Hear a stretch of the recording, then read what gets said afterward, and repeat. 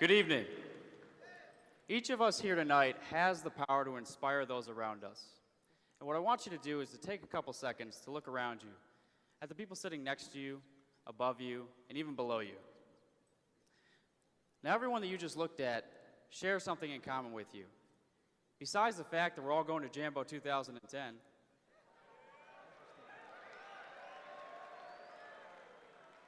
we're all connected by one cause and one ideal, which is the brotherhood of our order.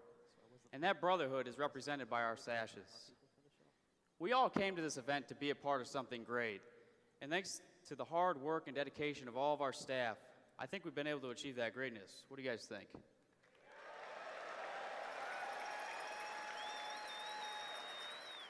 And it's also thanks to that staff that we're able to gather here tonight as an organization. And our organization, like most organizations and groups, has a defining feature or a mark that distinguishes who we are. Our white sash and red arrow show who we are and what we represent. It really symbolizes our entrance into this elite brotherhood in scouting.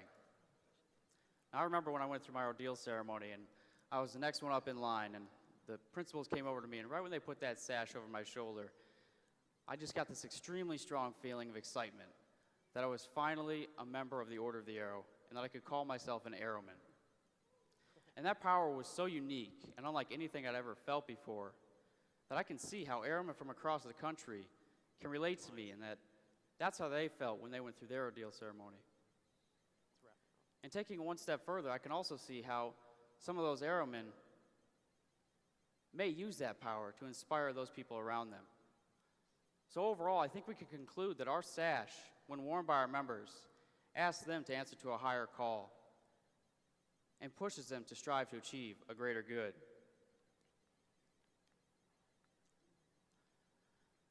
Now, my travels throughout the past few months allowed me to meet a number of different airmen from across our country, and two of which in particular that I feel live and breathe what our sash represents every day have had a profound impact on me. And these two airmen really have struggles in their lives and different circumstances that they overcome, and it inspires me a great deal. And it's these two airmen that I wish to focus on here tonight. So the first of these airmen, I had the pleasure of meeting when I went out to a Western conclave in the Seattle, Washington area. And the conclave was actually held in Camp Piggott.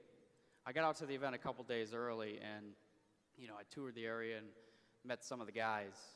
And this one airman that I met, through conversation, I learned of the struggles in his life. And the struggle was that his mother was unable to work at the time, so he was forced to go out and find a job in order to provide for the two of them. Now, when we were talking about it, he almost broke down into tears a couple times, and you could just see how much of a toll it was all having on him. But, even though money was tight and times were tough, he managed to make it out to the conclave that weekend. And actually at the conclave, he held a pretty crucial leadership role, and all things considered, he did a pretty darn good job at it. But shortly after this event, I learned that his mother went back to work, and she's now working 4 jobs in support of the two of them. So life isn't easy for this airman or his mother, but the strength that he has in his character to push through that tough time in his life really inspired me to just keep going when the going gets tough.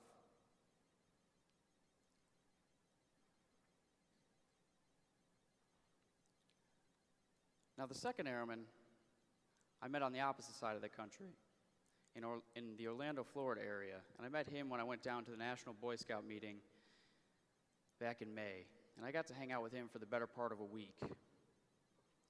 And this airman had a little bit different of a story and a little bit different of a struggle that he had to persevere through. And that was that his father had recently been diagnosed with cancer. Now, this disease struck his father very hard, and both him and his mother very hard. And they had to overcome it together as a family. But his mother struggled especially hard with it because she was trying to balance everything, lending enough support to her husband, but also staying as involved in her son's scouting career and just his life in general. So that was very tough. But when I was there, his father was very weak at the time, and he wouldn't have strength for a long time simply because of the impact of the disease. But actually, a week before that, he had just finished his chemotherapy, so things were looking a little better for the family, and he was on the road to recovery. But about three weeks before this conference, I received a call from this airman, and he told me that his father had just passed away that day. I couldn't believe it, and it shocked me, mainly because he was on the road to recovery and he was starting to get a little better. And that's a tough thing for anyone to go through. But love plays a big part in this airman's life, and I think it's from that love that he finds the strength to get through this tough time in his life.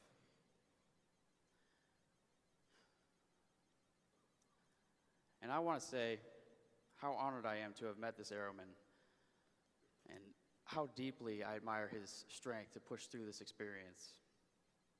Because life is so short, and we need to remember what's truly important. So often in our lives, we're just too busy to take a step back and smell the roses. But this story really hits home with me, and it's why I feel it necessary to share with you all tonight. Because this story really reminded me of how important it is to just remember to live the admonition in our everyday lives. Because the holding to love one another, it really is the reason for life. And remembering that token of brotherhood, our sashes, in that ordeal ceremony that were put upon our shoulders, they really represent the bonds that we form and how strong they are, even though we are all different. And the key thing to remember is that we are all different. We all do face different struggles in our lives and different triumphs. But what we need to remember is that we all face them together. And as Kitchener tells us from the pre-ordeal ceremony, we're all part of this path of cheerful service. And playing the part a few times, I take this portion of the script to heart, and I really believe in it. Because we are all members of this path of cheerful service and this brotherhood of cheerful service.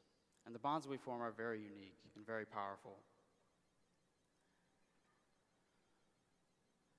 And when we think about the simplicity of our sashes and these bonds that we form, over time they get dirty and even torn in service of the world and its people.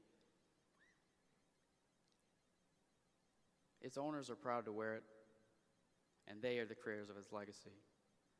But I wanted to share with you a quote from my Wilderness Voyage trek that really puts this whole idea into context, and that is, we are airmen by our actions.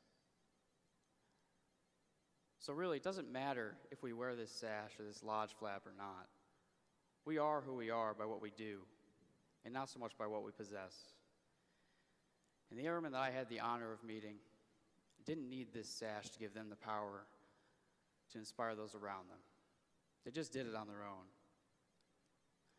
And so realizing that our sash simply represents the good work that we do, I wish to propose a challenge for you all here tonight.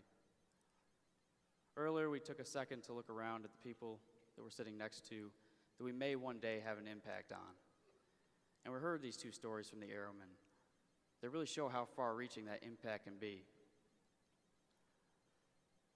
But what really makes up all this impact is the art of setting the example.